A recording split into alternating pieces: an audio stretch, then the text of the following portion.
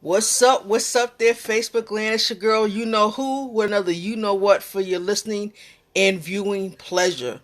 Coming live at you this afternoon from my home office here in Boston, Mass. Now, it has been a while since I have done a live video. Uh, I'm sure you guys know, maybe some of you know, based on some of my posts, that I've been dealing with a few things lately. So I'm taking the time out today to do this live video on something I want to share with you. I see actually my sister is on. So Teresa, what's up? Thank you for living in with me. I hope you're going to get some value from today's video. All right. So, folks, a lot of times we got a lot of different things going on in our life. And, you know, for me, I'm not always one to put everything that's going on in my world on Facebook. But I was led to share what I think this message, or what I hope this message will be helpful to someone. Now, maybe a few weeks ago, I had put up a post that I was going to go live and had not had a chance to go live because, like I said, I had some things going on. But after all of the events have kind of settled down, I wanted to talk to you guys today. And today's topic is about grief. Yeah, folks, grief. You know, losing someone is never easy. And sometimes, it's said that, if we know someone is dying, then we're a little more prepared. That's somewhat true, but not necessarily. But, for the guys, for you ladies and gents who don't know, I just recently lost my dad the last couple of weeks. And it was tough. And my sister who's on, I'm sure can attest to it being a tough process. We watched him slowly pass away. And heart-wrenching and gut-wrenching to watch. For months now, I had seen his decline. But it still didn't make his transition any easier. What's up, Elaine? Thank you for living in with me. I hope Elaine's another one who I'm sure understands this topic well. My heart goes out to you and the family. Much love as always, to you and yours. And I appreciate you for living in. And so, it's hard. We deal with grief. And what I was telling my sister and some other friends of mine is that, it comes in phases and stages of our life. There will be things that will, happen. It could be a song that comes on. There could be just, a commercial that you guys talked about. It could just be a number of things.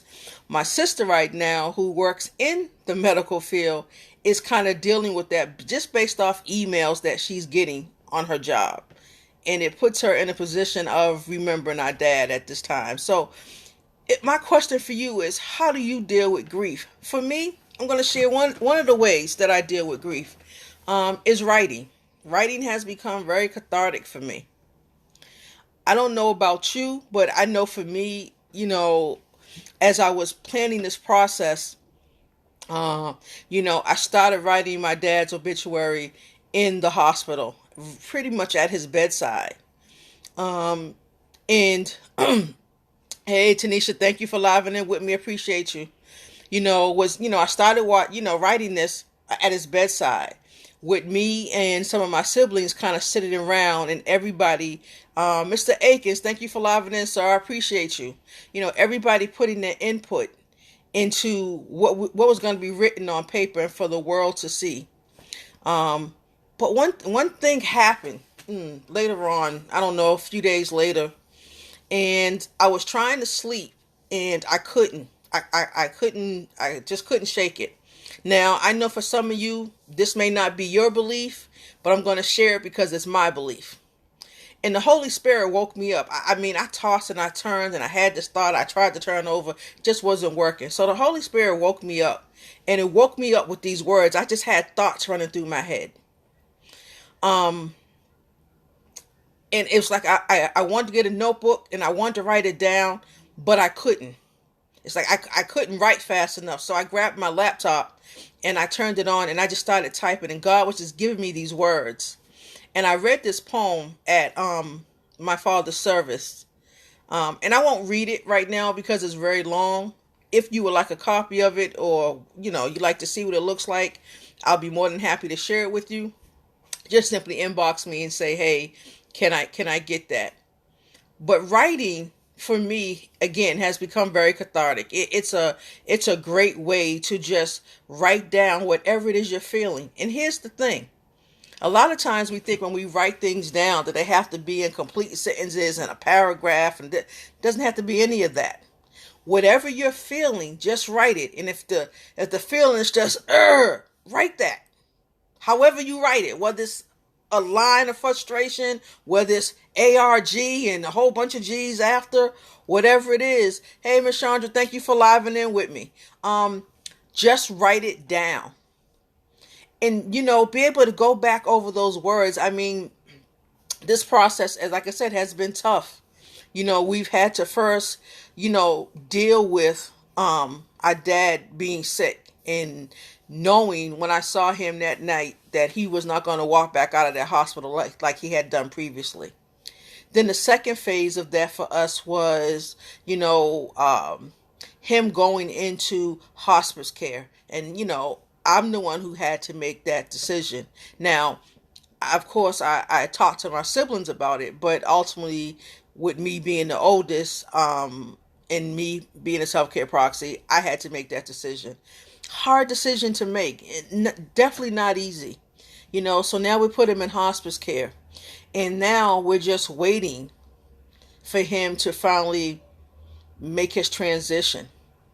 And that took over, if I'm not mistaken, Teresa, over a week before he finally transitioned. And I saw him the morning before he transitioned. And something in me just kind of knew that was going to be it. And about an hour and a half later, after I saw him, he went home. So that was, that was another phase of dealing with grief. We had to now deal with that. Then after we got done with now him passing, a week in a day, right, Teresa? A week in a day.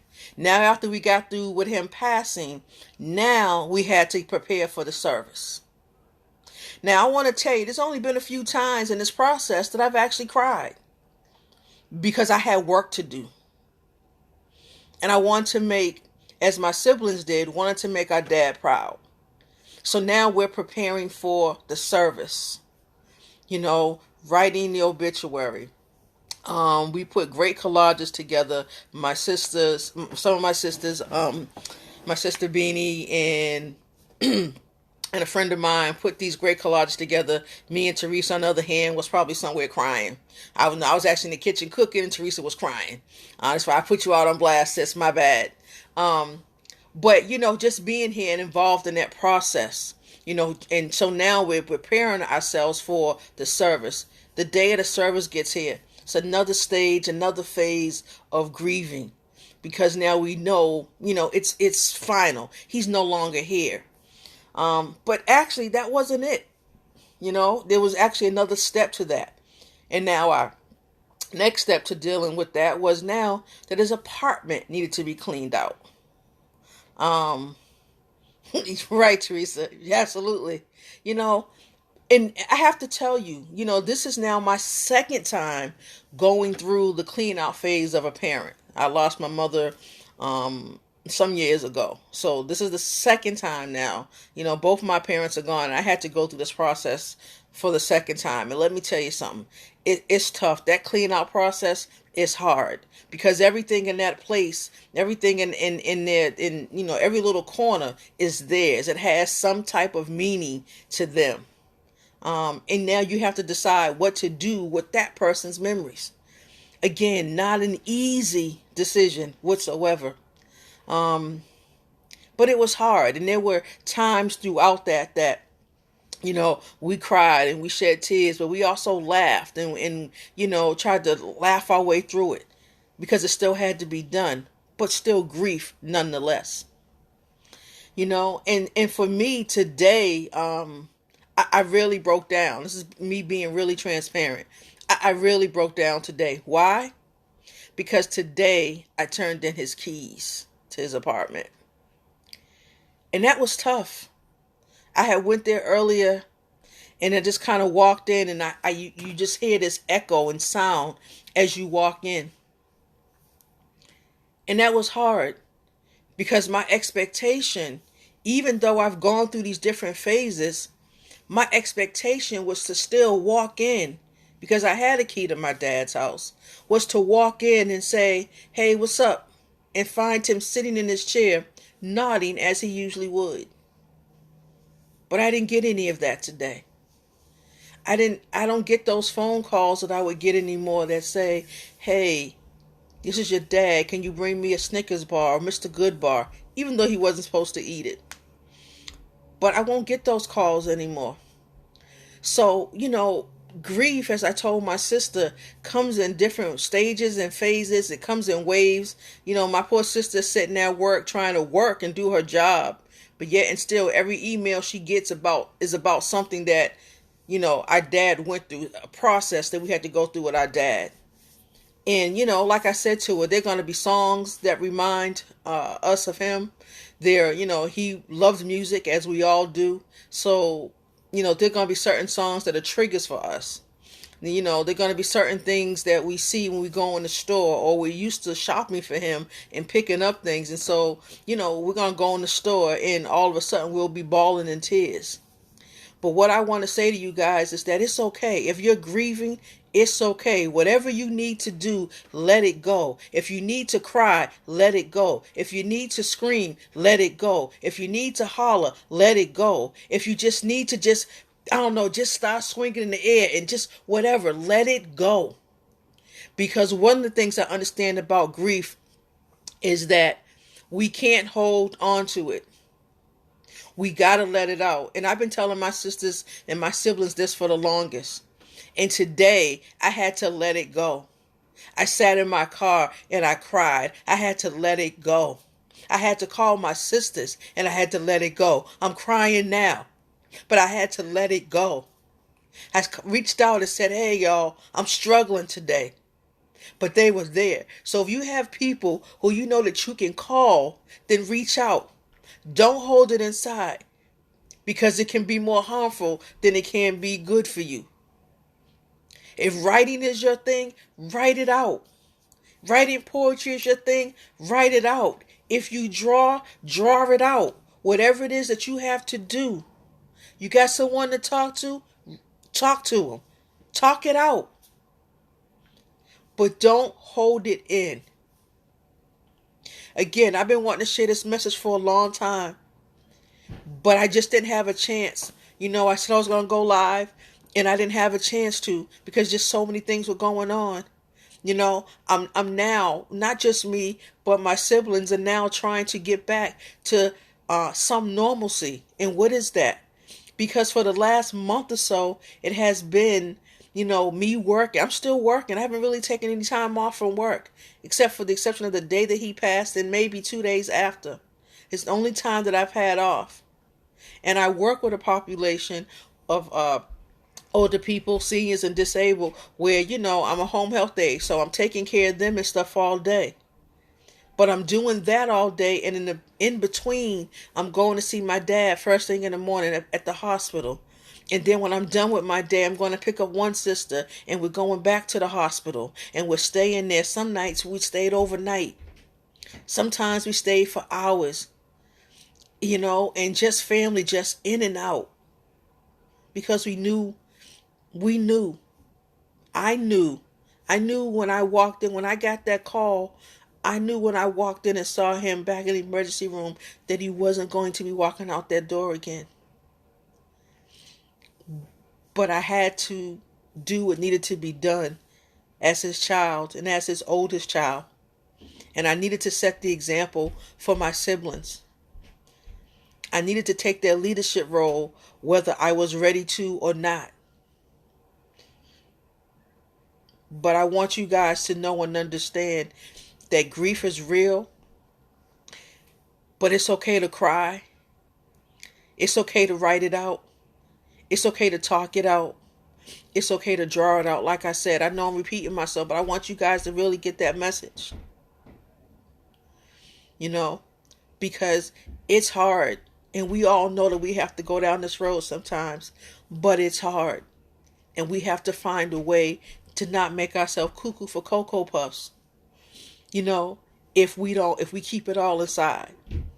So I just want to share that with you guys today. Again, that's been on my heart to share for quite some time. I appreciate everybody who lived in with me. Teresa, you know I love you. I appreciate you. I know you're at work, baby. I know you're struggling, but you know your big sis is here. You know, one phone call and I'm there. You know, Mr. Akins, Dr. Akins, I appreciate you for living in with me. Chandra, again, I appreciate you. Tanisha, Elaine, you know, I appreciate everybody who took the time out of their busy schedule to start what they're doing for a few minutes and hang out with me. Again, I just wanted to share that. You know, if you're grieving and you need somebody to talk to, reach out. I understand. I've now lost both parents. Lost my mom first when I was 30. And you know, before I leave, you know, let me just tell you how crazy this is. You know, March 15th, 1999, I turned 30 years old. And I want to do something really, really special for myself. And so I decided to throw myself a birthday party. But my mother, who was the party planner and was into decorations and all the other things, you know, she was having some health issues and she was in the hospital. And she couldn't make it. And we talked about, you know, her sneaking out the hospital on Friday night to come hang out at the party with her Saturday. But she couldn't be there. But who would have known, let me see, 10 months, 9 months later, 8 months later, that she'd be gone. December 8th, 1999, my world changed. Fast forward 20 years later, I just turned 50. What's up, cuz? I just turned 50 years old. Again, March 15th, 2019. I just turned 50 years old. And on March 26th, I lost my last parent. That's hard. That's tough. You know, not only did I have a birthday in March, I have two other sisters. One is on this live with me.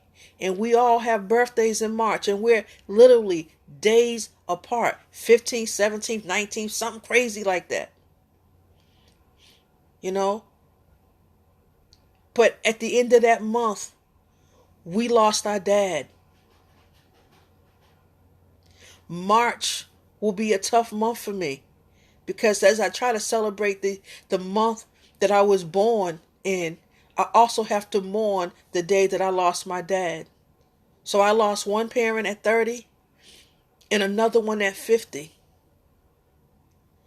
And you know, I will say this, that no matter what your relationship is with your parents, it could be good, it could be great, it could not be so great. Watching your parent die right before your eyes is not easy. And I know in some cases we can't always make it right. Whatever the situation is, we can't always make it right. But if you can, do it.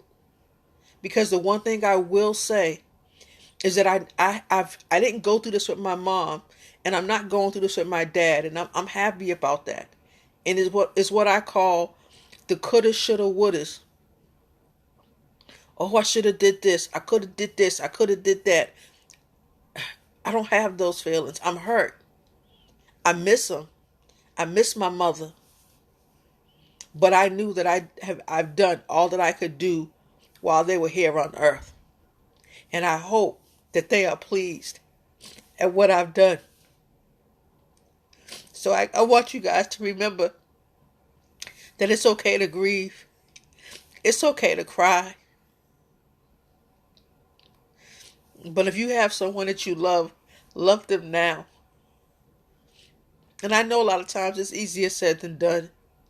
But I had to go through my own process and healing with my own dad.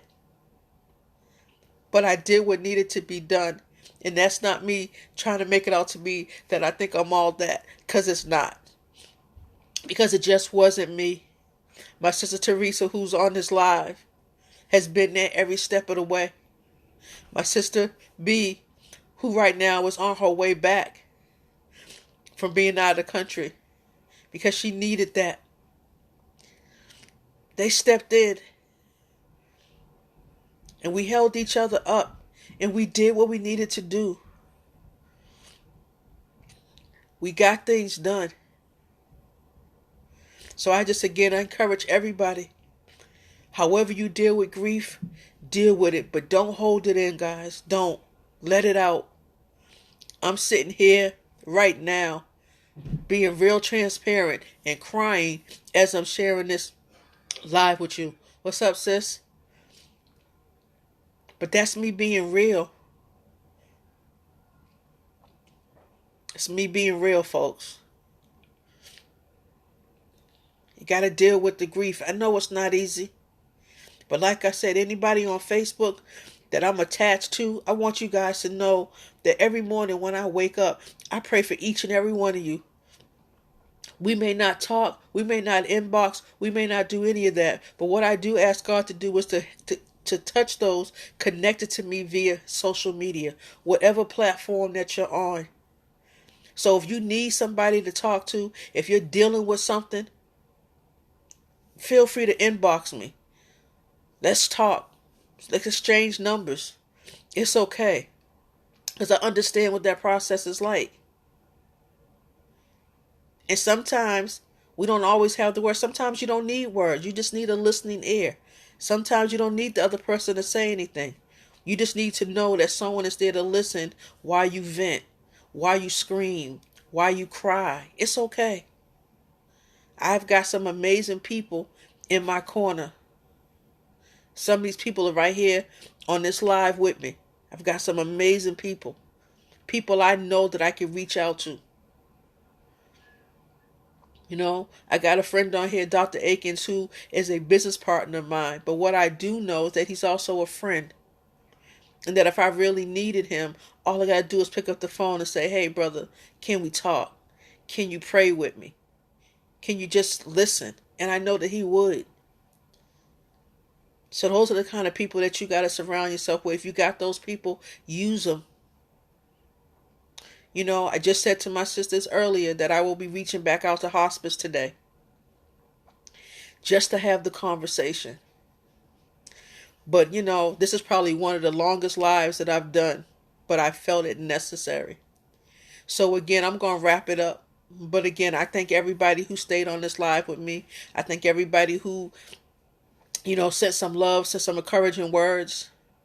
And again, I just want to tell you thank you. I love you. And I appreciate you.